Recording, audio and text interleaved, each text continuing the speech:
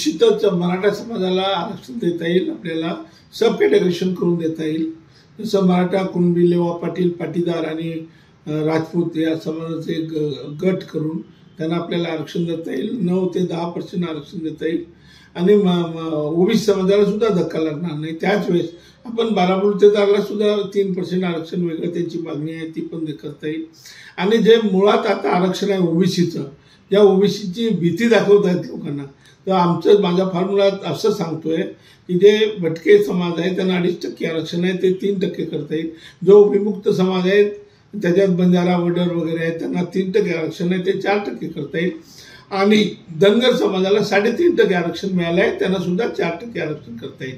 अशा प्रकारे पुनर्रचना एकंदरीत काय तर ओबीसीचं जे आरक्षण आहे त्याची पुनर्रचना करून आपल्याला आरक्षण देता येईल, सब कॅटेगरेशन करून देता येईल। आणि कायदेशीर आहे, सर्वोच्च न्यायालयाच्या इंदिरा साहनी केसच्या मध्ये ज्या काही सूचना केल्या होत्या, जे काही सजेशन आलेले आहे त्याप्रमाणे आहे।